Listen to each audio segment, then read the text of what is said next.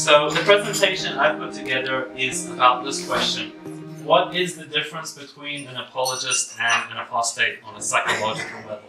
So why could two people look at the same data about, say, Mormonism or Christianity or Islam generally and come to two different conclusions about whether or not it's true? Now, I just want to ask a quick question to warm everyone up. How many of you have spent time reading LDS apologetics? Not much. Someone's read more than anyone. Waste of time. Yeah. So one of the things that LDS apologists will say, and I'll speak about that in a second, is why is it that we know all of this stuff but we still believe? And you guys learn this stuff but you lose your faith. And that's used as a tool to launch a kind of ad hominem attack against people who move out. To say, you have done something wrong in your life, you've wanted to sin, etc. So I'll set that up and talk a bit about that. So let's begin. Just a couple of qualifiers, right? I'm actually not trying to attack apologists, right? If you want to analyze their arguments, you should analyze them, and the merit, if there is any of those arguments, should be analyzed independently. I'm not trying to attack them as a source, right? It's probably likely that we've all actually been apologists at some point. I'll speak about that. Yeah, I'll speak about that. But that's actually very true. I was a member of FROM MORMON for 3 months, and I paid my dues, and I reviewed their content, and I even contributed. And I was in the mailing list, so I saw all the inbound questions, and in the internal mailing list where they started talking about all sorts of interesting stuff. So yeah, very interesting. But let's sit and use a few minutes of our life to watch Jesus speaking King James English, if you will.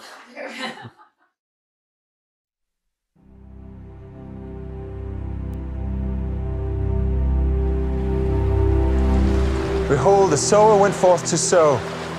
And when he sowed, some seeds fell by the wayside, and the fowls came and devoured them up.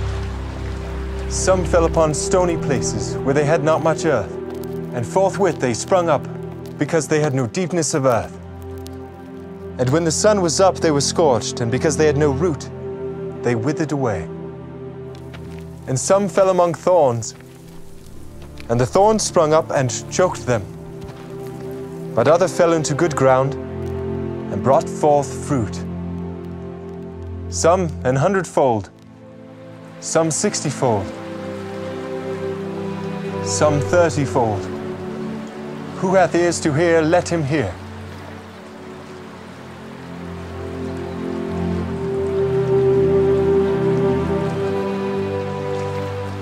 Why speakest thou unto them in parables? Because it is given unto you to know the mystery. Have any of you seen this video before? Probably, or you've seen it. Okay. I'm sure everyone's familiar with the parable of the sower, right? Okay. The parable of the sower is often used as a tool by apologists to attack so-called apostates. Because what they'll say is, it's not that the seed was bad, but that your ground was barren. Okay. That's why we lose our faith, because the seed is fine, but it fell on your ground, and that's why you lost faith. Right? Or that you hang out with thorns. Yeah. You thorny people. That's not too thorny to me. Yeah. So this is my summary of. Oopsie. Next slide. This is my summary of the parable. Blessed are the credulous. Okay, those who hear something and believe it immediately without thinking critically about it. Okay. Right. So. This is a free license to attack people who leave the church, which is fine. Okay, I'm just going to skip that. So, what is it? What is the answer from our side of the debate as to the difference between apologists and apostates? Why do we see things differently? Of necessity, this answer has to be a psychological answer because the data is not the answer. The exposure to information is not the question, right? So, this is not a smear campaign. I'm just trying to answer this question. Let's speak about the parable of the airport. I'm going to tell everyone a quick story that hopefully will relate to all of you because we've all been there. Now, imagine for a second that you were born in the international arrivals department of the Sydney airport. Okay, unlucky you, right? And you grew up there, and your entire life you continue to hear stories of people who were arriving in Sydney, right? From all places around the world. And they keep talking about how awesome it is to come to Sydney, right? The weather is great. The people from the UK are saying how great the weather is, right? The people from the US are saying how wonderfully secular this place is, right? The people from Canberra, what do they say? It's back to Canberra? Damn it, I'll again. The people from Canberra never arrived, so you never heard their story. And that's an important point, actually. So you're immersed in one narrative. You hear one story from many people about arriving in Sydney and how wonderful Sydney is. Okay, you become convinced that Sydney is the best place on the earth. Poor you. Okay, and then you grow up. Later on, at one point, you finally leave the Sydney airport and you go to the international departures terminal. So instead of watching people arriving, you go to the departures, and you hear people leaving, complaining about the house prices and moving to Canberra, right? Complaining about all of the different populations that live there, etc. And so you start to hear a conflicting narrative. And then you travel the world, and you go to the US, you go to the UK, and everywhere you go, you hear stories of people who are arriving, saying how awesome it is to arrive in that place, and people who are leaving, saying how awesome it is to leave. And so your perspective is changed forever, because where you had abundant exposure to a single narrative before, suddenly now you hear that there are actual other stories to be told. So this is what I call the parable of the airport, and in a sense each of us is exactly like that. For most of us, we grew up in an Orthodox religion, and we had abundant exposure to a single narrative, a single story. Now you hear all the converts saying how awesome it is to get baptized, and you hear all the apostles saying how awesome it is. And then eventually something happens. You start to hear conflicting narratives, right? At this point, you have a choice whether or not to realize that you yourself were in a box, or that you grew up with a single narrative, right? So that's what I'm going to talk a little bit about. So that's these slides. Da-da-da-da. Right. So the core message of the parable of the airport is, by traveling around the world, you or our friend or whoever was able to see beyond themselves. So they were able to see that what they grew up with was just stories from one particular side. And then they could perceive that there are other stories, and those other stories also make sense within their own context. And so they were able to see outside the box. So the argument I'm going to make about the difference between apologists and apostates is that apostates have been able to gain a level of self-awareness about the fact that, hey, maybe I wasn't born into the one and only true religion. Maybe I wasn't the winner of the worldview lottery. Right? Maybe my parents didn't actually know what they were talking about. Right? Sometimes you have to realize those things in order to come out of the box. And so that's the parable of the airport. So what about apologists? Have apologists heard about people leaving the LDS Church? Yes, they have. They've heard of people leaving the Sydney airport. Have apologists heard the people entering and leaving other religions? Not as much. I don't think so as much. Then why are they different? Like why have they heard the same information, but they're different? Does everyone remember this scene from The Matrix? Okay. Does anyone remember what Morpheus says in this scene? I can show you the door, but you have to walk through it. You remember that? Right. So when it comes to a realization that allows you to see beyond yourself, see beyond the confines of your own personal subjective experience, you can show people the data. You can show them the Book of Abraham, the Book of Mormon. You can show them all of these contradictions, but you can't force them to have an insight that their experience is just one story among many other stories. So this is the sort of Morpheus idea. You can show someone that, but you can't force them to realize something. You can show someone the data, but you can't make them see beyond the confines of their own experience. You can't force them to have an insight into themselves. So as a side note, religious experiences play a key role in this, because people cling very tenuously to the experiences that they've had, tenaciously, to experiences that they've had. I know this is true, because we were just watching a video earlier with Jake Hilton, because Jesus and 4 angels put their hands on me, and I felt them and they were tangible hands, right? What do you say to someone like that to show them the contradictions? It's extremely difficult. It's an insight that you cannot just force on them, right? So let's have a quick competition. I'm going to share some thoughts about apologists, but we're going to have a quick competition. Who can name these apologists? Mason? Bushman. Right, so this is Bushman. Mason. This is Patrick Mason. Peterson. Daniel Peterson. Meldrum. Who's that? Anyone know? Yeah. Is it a priesthood thing or we're in the chicks? I was going to comment at the end of this. Did you notice they're all so white and delightsome?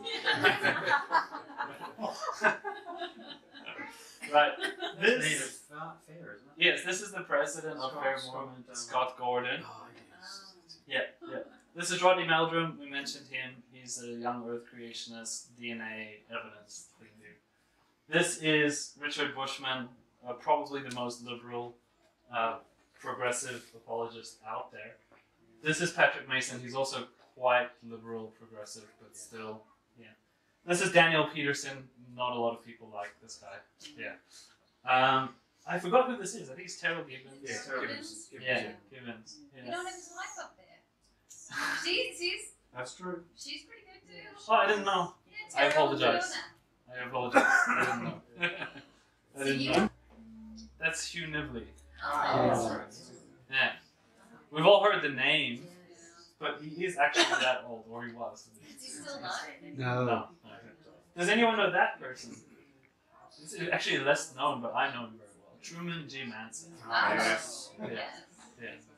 So, as I said, they're all very white and delightsome. There's a whole club of apologists that are in different angles. Right? Here's some thoughts about apologists. And again, you can openly share. So, this is my thesis, right? I believe apologists are stuck in an eddy of self-actualization. So if you imagine self-actualization is like a river that's flowing, and all of us in different dimensions of our lives, we're flowing down this river and we're progressing as human beings. We're learning things, we're overcoming challenges, we're becoming wiser, right? But you all know what an eddy is, of course. It's a little whirlpool that happens on the side of a river due to the way the water interacts with the objects around it. And so as you're flowing down this river, you can get caught up in this eddy and you basically just keep going in circles, right? Now, it's my thesis that apologists are fundamental believers who started going down the path of learning that all of us had, but then they got caught in a kind of eddy at that point.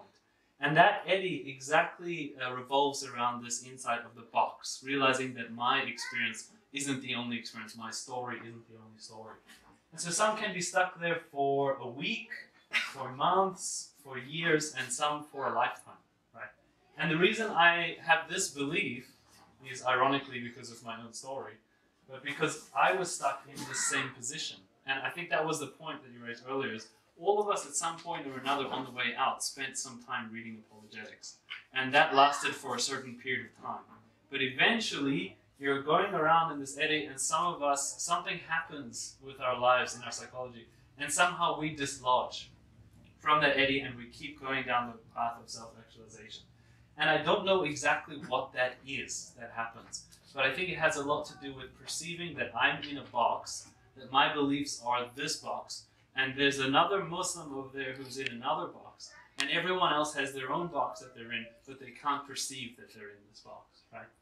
And so this eddy itself, this getting stuck in this whirlpool has nothing to do with the data. It has nothing to do with the availability of information, and everything to do with the people who are interpreting that information.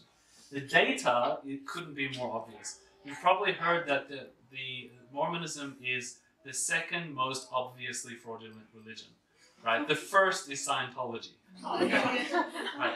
I don't know if you've ever heard that, but then I've heard people say, people are looking at it from the outside and they're saying this is so obviously fraudulent, right? Yeah, the Book of Mormon musical and so on. So it's so obviously wrong, it's so obviously fraudulent from an objective point of view. So what is it that makes us miss that insight? It's exactly the fact that we're in this box, right? We're stuck in this box, and we can't realize that, hey, I didn't win the lottery of birth, right? I wasn't magically born into the right religion, and so someone else wasn't either. Can I just say that, Shawnee? I think that's a really good analogy, because when you're stuck in an eddy like that, you're actually still moving.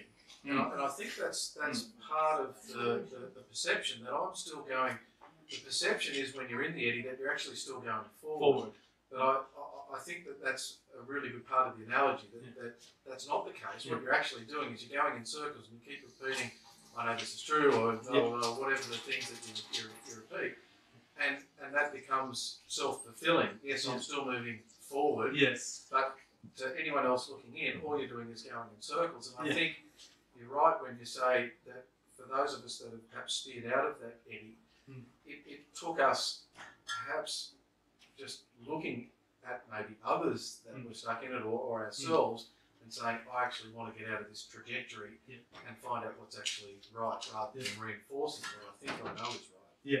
And part of that is, as you said, I mean, part of my research was not just researching Mormonism, because I believe that apologists, I think one of the solutions to this is actually to make people study other religions. Because by studying other religions, you see that there are other boxes. So part of my research, I didn't just study Mormonism. I studied other religions, their claims, and their apologetics. And so then what you see is you see the other eddies. And you see what I'm going to talk about in a moment, which is motivated reasoning. You see that apologetic reasoning is actually extremely poor on a reasoning scale, as someone like Simon will tell you, having interacted with it extensively. That's a great, thank you for that comment. So I think you're all familiar with the 5 stages of grief. This is, again, a psychological thing. And in the beginning of the 5 stages, the first stage is normal functioning, and that is shock and denial, right? You function as normal, but you're in a state of shock and denial. And so notice normal functioning is I'm not in denial, right? I'm not denying that the church is false, right?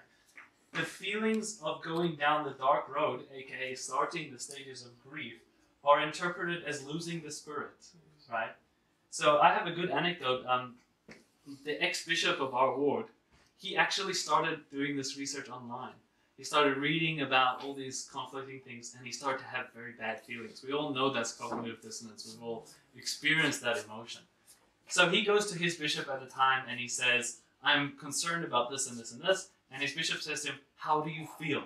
Right? How do you feel about the stuff that you read? When you're reading that anti-Mormon stuff, how do you feel? He says, oh, I feel terrible. Right? Well, that's you losing the spirit. Right? That's the Holy Ghost telling you to stay away.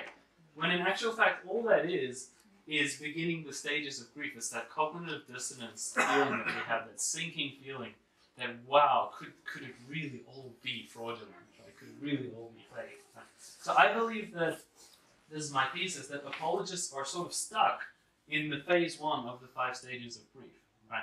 They're stuck, and if you read these words, avoidance, confusion, fear, numbness, blame, right? These are all the behaviors that you see are typical of apologists. They're stuck in that eddy, they think they're moving forward, but actually they're just denying it, and they're continuing to deny it. In a sense, deceiving themselves.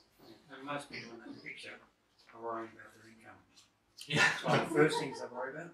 Yeah. If they're employed by BYU, they know their career's over, they lose their income. Yep. Givens, they lose their book sales, they lose their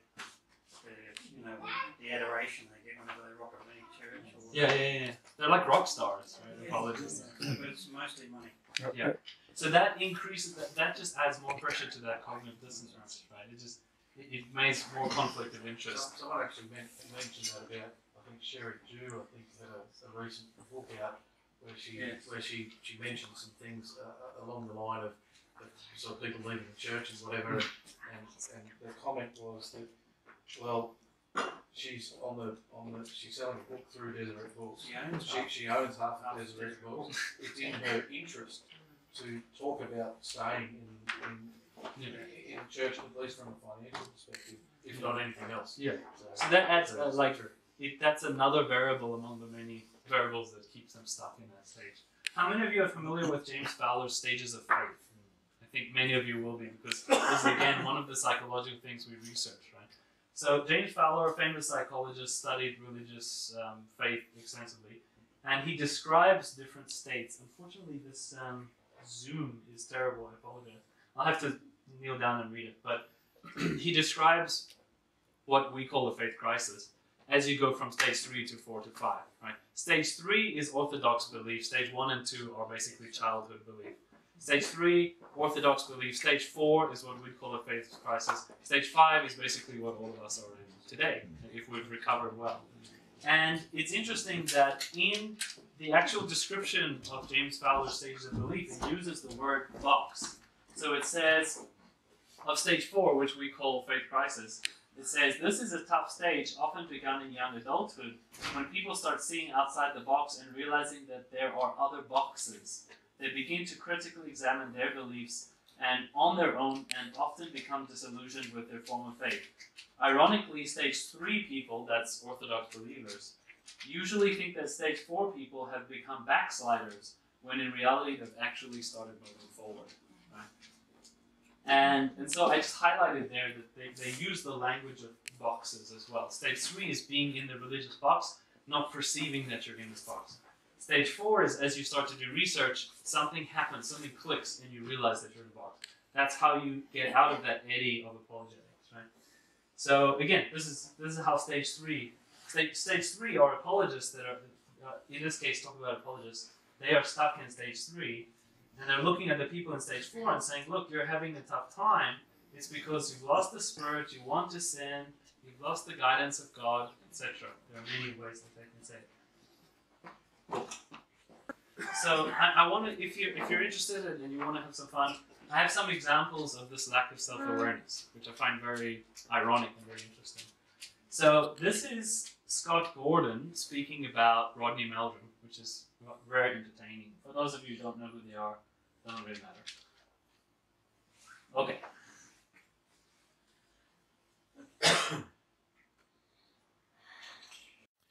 And finally, this fourth website and book on DNA evidence in the Book of Mormon geography has become very popular. I know it's even going around here in Sweden and Norway.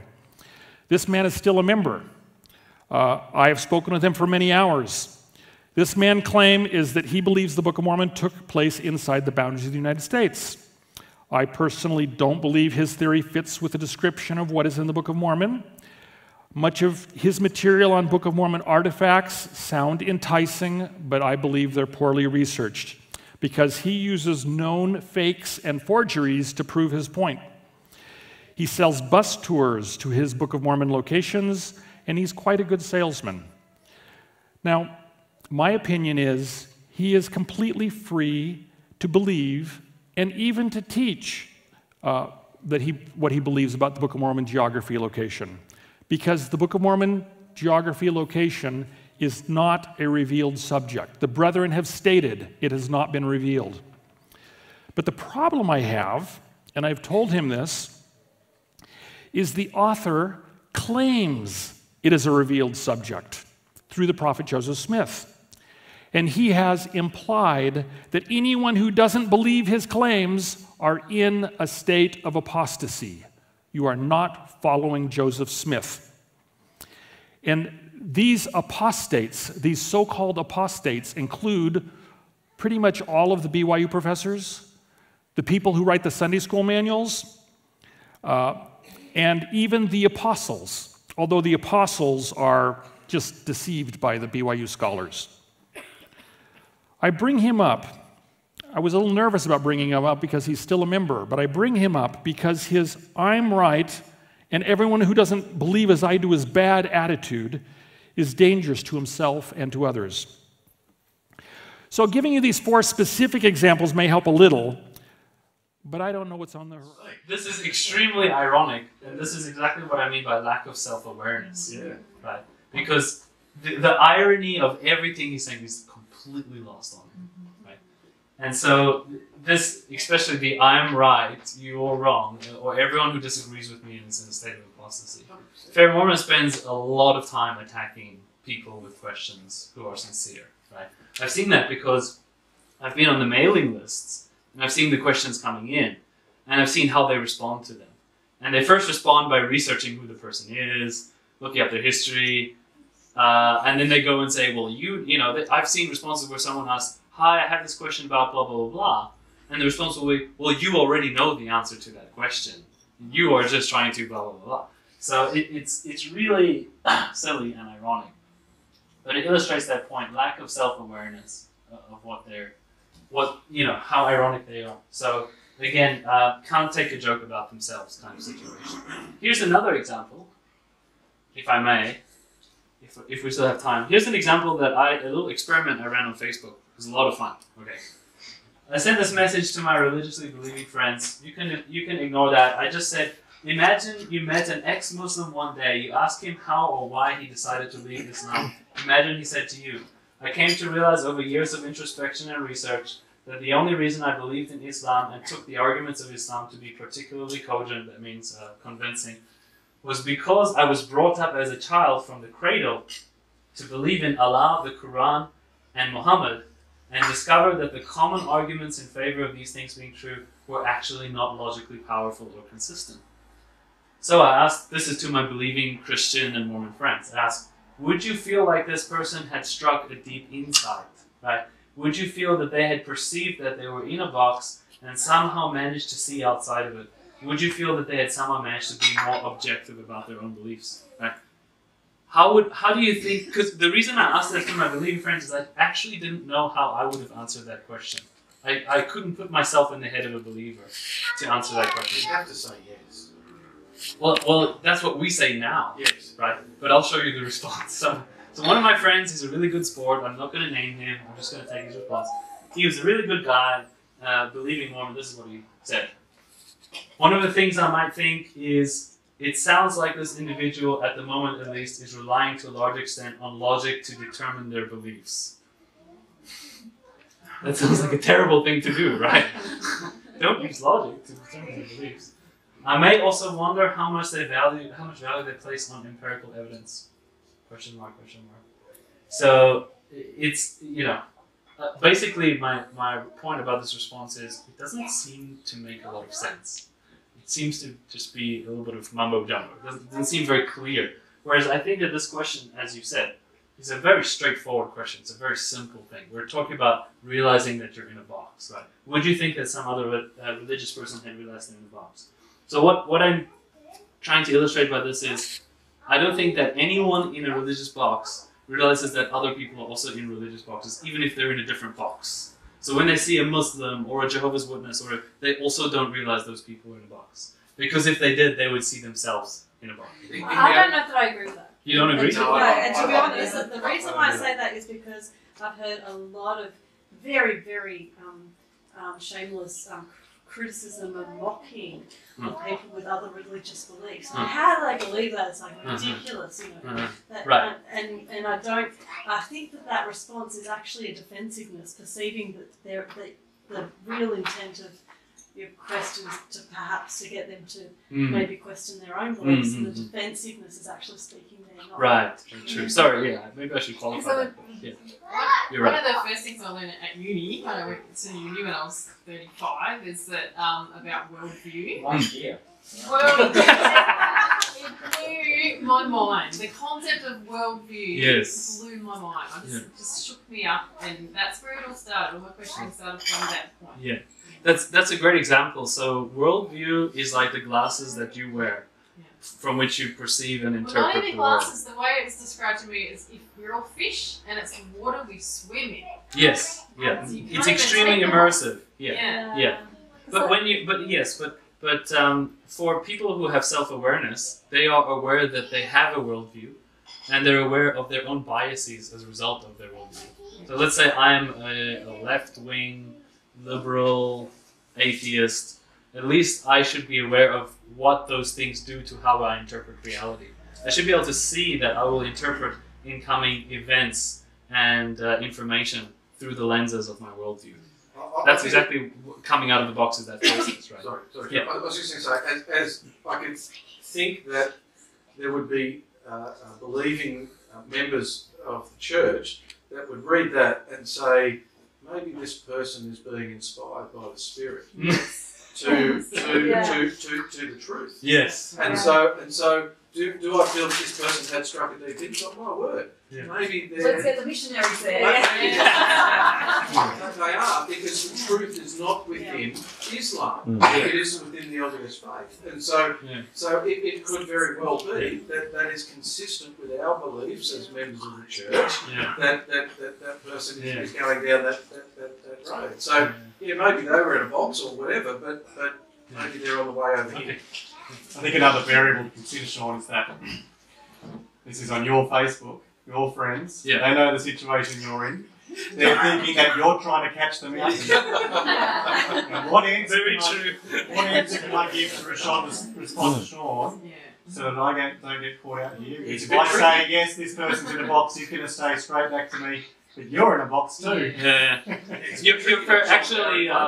You're right, and maybe I was a bit mean by putting this up in that way, or maybe it's a tricky situation to play. Actually, all I responded to my friend is I said thanks. I didn't continue the discussion at all. I just said thanks for responding, because no one else responded. I think too that there's a real chance that people, like what you're describing, is they'll say, no, it's really easy to see that person's in a box because what they believe isn't true. But I'm not in a box. It's just what I believe is true. So sorry, maybe I said that incorrectly. People do tend to be able to. It's that Jesus parable about the mote in your own eye, kind of thing. Right? So I'm in the right box. Yes, that's right. And they're not. I might be in a box, but I'm in the right box. Everyone else to come into the right box. He's in a sort of a wrong sort of way. He's on the way in. Boxes don't matter when I've got the truth. They're in a box. They're in a box, but not in the same way that you're in a box, or not in the same kind of box that you're in. I'm in the right box.